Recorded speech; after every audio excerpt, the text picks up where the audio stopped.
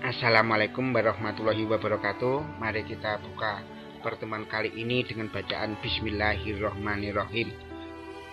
Anak-anakku, kita untuk pertemuan kali ini membahas tentang keanekaragaman hayati. Keanekaragaman hayati itu hidup, berarti keanekaragaman makhluk hidup.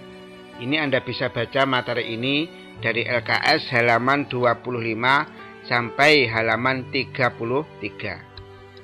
Anak-anakku, kalau kita perhatikan keanekaragaman hayati makhluk hidup di dunia, ini dari makalah yang telah diterbitkan di The Quarterly Review of Biology bulan September 2017, para peneliti dari University of Arizona memperkirakan bahwa makhluk hidup yang ada di dunia ini sekitar 2 miliar. Bahkan dari hasil penemuan para ilmuwan tahun 2020, sepanjang tahun 2020, para ilmuwan menemukan ada tambahan 236 spesies makhluk hidup yang ada di Indonesia. Itu tambahannya. Sehingga Indonesia itu dapat dikatakan mega biodiversitas, memiliki jumlah makhluk hidup yang sangat tinggi sekali. Kalau kita lihat di dunia, negara yang memiliki tingkat keanekaragaman makhluk hidup paling tinggi itu sini, Brasil. Jumlah hewan tumbuhannya paling banyak di dunia. Yang kedua ini, Indonesia. Jumlah hewan tumbuhannya paling banyak kedua. Yang ketiga ini negeri Afrika, Zaire. Mengapa ini kok tingkat keanekaragaman hayatinya tinggi? Jumlah flora faunanya tinggi, tumbuhan hewannya tinggi.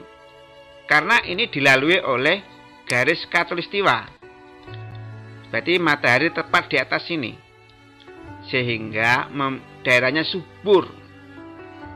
Sehingga banyak tumbuhan hewan di sana. Sehingga ini bagikan sepenggal surga yang ada di dunia Indonesia itu. Nah, untuk pembelajaran pertemuan kali ini itu ada 3. Yang pertama, tujuannya untuk mengetahui keanekaragaman hayati. Yang kedua, untuk mengetahui 3 tingkat keanekaragaman hayati. Yang ketiga, untuk menjelaskan flora itu tumbuhan, dan fauna itu hewan yang ada di Indonesia. Nah, ada pertanyaan. Apa pengertian keanekaragaman hayati atau keanekaragaman makhluk hidup? Keanekaragaman hayati adalah menunjukkan adanya keseluruhan variasi gen, jenis, dan ekosistem. Berarti ada 3 tingkat keanekaragaman hayati. Variasi gen, jenis, dan ekosistem. Apa yang menyebabkan di dunia ini beraneka-ragaman makhluk hidup? Yang pertama adalah faktor genetik. Faktor genetik itu pengaruhnya relatif stabil terhadap morfologi bentuk luar seperti warna kulit. Kita ketahui ini Presiden Barack Obama.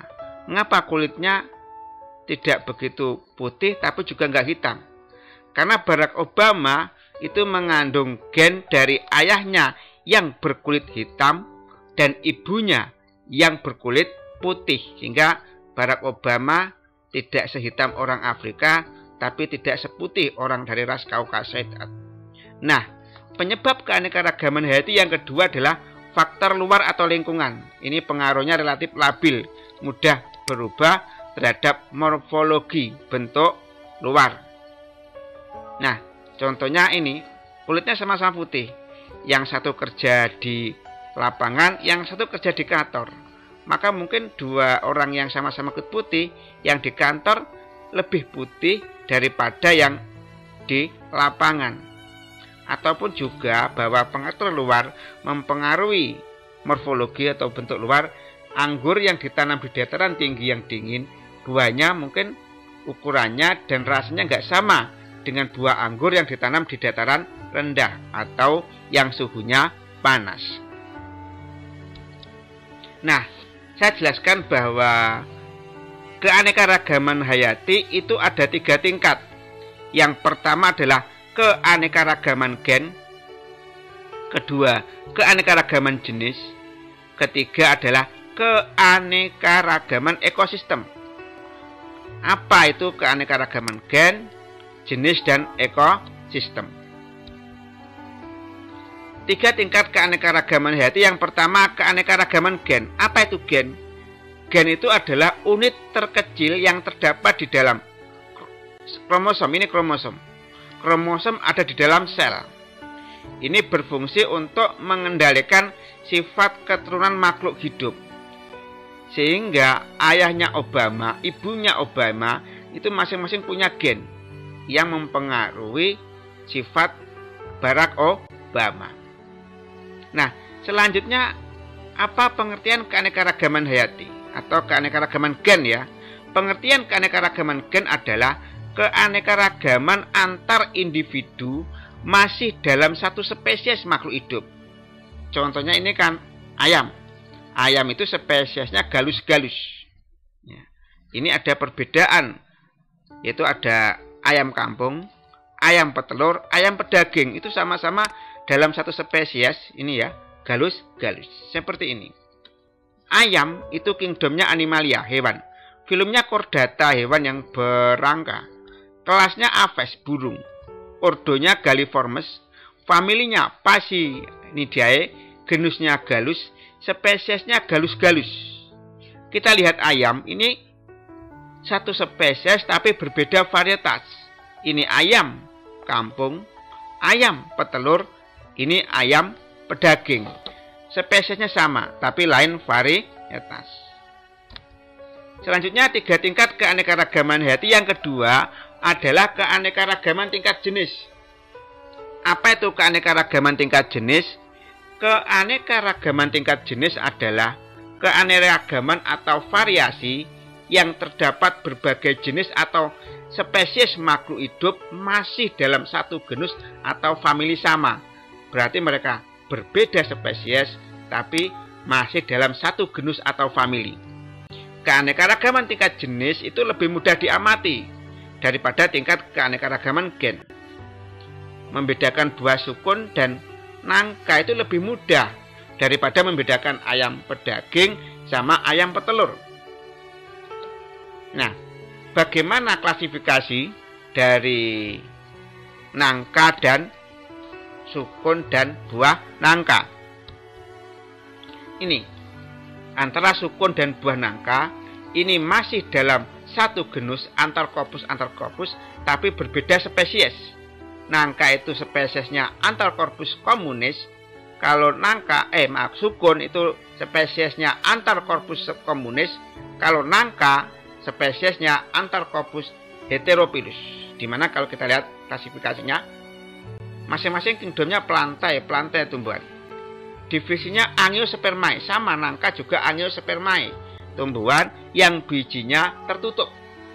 Biasanya ini nanti kalau Angiospermae ya, ini tertutup buah bijinya, tutup oleh daun buah. Kelasnya dikotil, berkeping biji 2, akarnya tunggang. Nangka ini kelasnya juga dikotil, berkeping biji 2 dan akarnya tunggang. Ordonya sudah berbeda, Urtiles kalau nangka. Kalau sukun ya, kalau nangka ordonya Rosales. Kalau nangka familinya Moraceae, kalau nangka familinya Moraceae sama. Kalau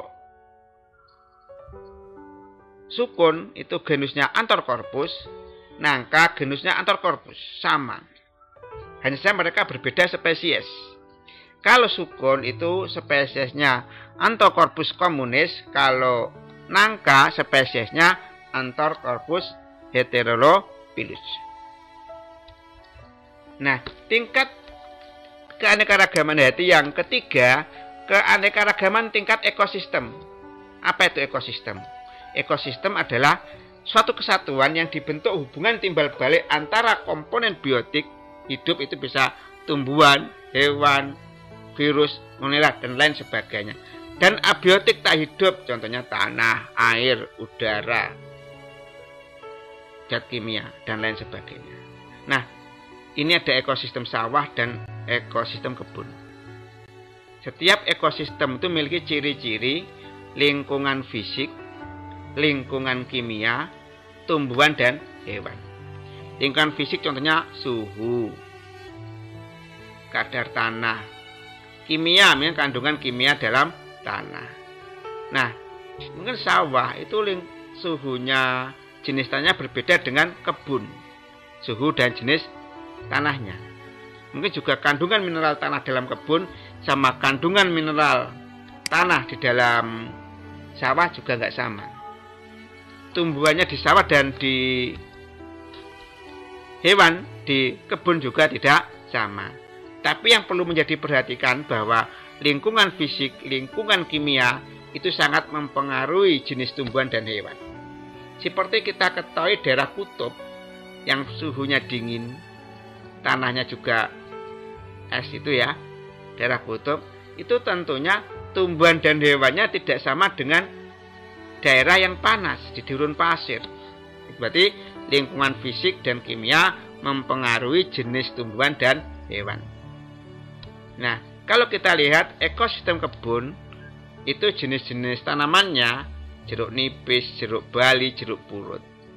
Jeruk nipis, jeruk bali, jeruk purut ya, itu merupakan keanekaragaman jenis karena mereka berbeda spesies tapi masih dalam satu genus citrus. Kalau ekosistem sawah itu di dalamnya ada tumbuhannya padi rojo lili, padi ir dan padi sedani. Padi itu nama latinnya Origia sativa. Spesiesnya Origia sativa. Mereka satu spesies tapi lain varietas. Ada padi rojo lili, padi ir dan padi sedani. Nah, sekarang kita akan membahas tentang persebaran flora. Flora itu tumbuhan yang ada di Indonesia dan persebaran fauna hewan yang ada di Indonesia. Nah, kita membahas tentang persebaran tumbuhan di Indonesia. Flora itu tumbuhan. Flora di Indonesia termasuk flora Malaysiana yang meliputi Indonesia ini ya, Papua Nugini, Malaysia, dan Filipina. Di Indonesia untuk tingkat keanekaragaman tumbuhannya tidak merata. Yang paling tinggi tingkat keanekaragaman tumbuhannya itu Pulau Kalimantan. Sedangkan Pulau Jawa, Sulawesi, Maluku itu tingkat keanekaragaman tumbuhannya paling rendah. Nah, flora di Indonesia ya itu termasuk flora Malaysiana, di mana tumbuhannya kebanyakan termasuk tumbuhan famili Dipterosarpaceae. Apa itu Dipterosarpaceae? Yaitu pohon yang menghasilkan biji bersayap. Contohnya ini kapas, keruing, ramin, meranti, pohon kapur. Ya, flora Malaysiana berarti kebanyakan tumbuhannya memiliki biji bersayap. Flora di Indonesia, kalau kita lihat hutan yang ada di Indonesia termasuk bioma hutan tropis ini, hutan tropis. Cirinya apa? Yang pertama, pohonnya berkanopi rapat karena pohonnya ini lebat. Sehingga daun-daun di atas pohon itu menaungi di bawahnya sehingga seperti atap, itu rapat. Berarti jarak antar pohonnya rapat. Pada tumbuhan bioma hutan tropis di Indonesia banyak tumbuhan liana yang memanjat.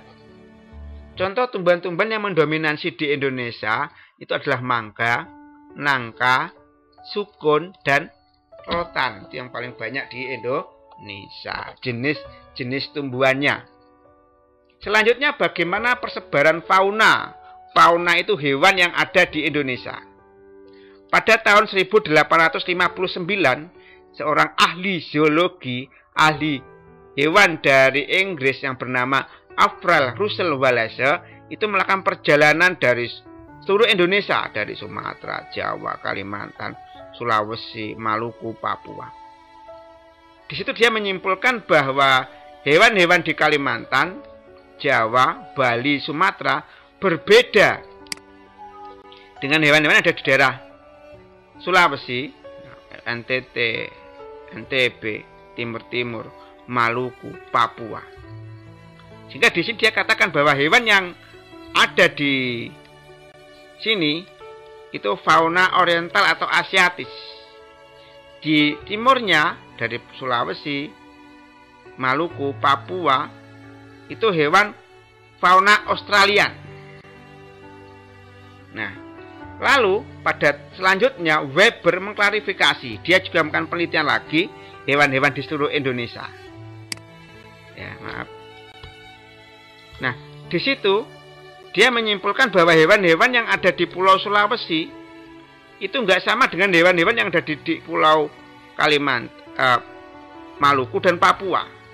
Sehingga di sini ada 3 zona fauna. Yang pertama ini ya, dari hasil penelitian dari Wallace sama Weber disempurnakan. Hewan-hewan yang ada di sebelah baratnya Selat Aru, Selat Lombok sini ya, lalu ke utara Selat Sulawesi, lalu Laut Pisila Selatan, ini termasuk fauna asiatis yang pertama. Lalu hewan-hewan yang ada di Kalimantan, NTT, NTB, bagian NTB ya, yang sebelah timur garis maya ini itu namanya fauna peralihan. Sedangkan hewan-hewan yang ada di daerah sini, nah, di batas ini garis ini ya, nah, ya, ini adalah fauna Australian. Nah, mengapa kok hewan di Sumatera, Kalimantan, Jawa, Bali itu sama, berbeda dengan hewan-hewan yang di daerah Sulawesi, Maluku, Papua? Karena kemungkinan dulu ya, ini dulu jadi satu dengan benua Asia. Sedangkan Pulau Sulawesi, NTB, NTT itu tidak pernah bersatu dengan benua Asia atau benua Australia. Lalu di sini fauna Australian ada Pulau Papua, Pulau Maluku. Dulu kemungkinan pulau-pulau ini bersatu dengan benua Australia, dengan hewannya sama dengan hewan-hewan di Australia. Kalau ini di Sumatera, Kalimantan, Jawa, Bali, hewannya sama dengan hewan-hewan di benua Asia. Nah, ini fauna-fauna di Indonesia. Ini adalah yang dibatasi oleh garis Wallace ini ya, ke barat. Ini adalah fauna Asia Oriental. Yang ini hewan-hewan yang ada di Sulawesi, sebagian NTB, NTT itu hewan-hewan fauna peralihan. Lalu hewan-hewan yang ada di daerah Pulau Maluku, Papua ini fauna Australia. Nah, bagaimana perbedaan hewan-hewannya? Kita lihat. Nah, fauna di Indonesia ada 3, fauna oriental, Australian, peralihan. Fauna oriental, ya, ini kalau kita lihat hewan-hewannya, itu mamalianya besar. Mamalia itu hewan yang menyusui anaknya. Ada hewan primata, orangutan yang jari tangannya 5. Ada burung-burung bersuara merdu. Hewan di fauna oriental itu meliputi hewan-hewan di Pulau Jawa, di Jawa ya, ini Jawa, Sumatera, Kalimantan, Bali. Contoh hewannya adalah badak ini, orangutan, gajah di daerah Sumatera, jalak Bali di daerah Pulau Bali, dan alap-alap. Selanjutnya hewan di fauna Australian ini. Ciri-cirinya apa? Hewannya berkantong seperti kanguru.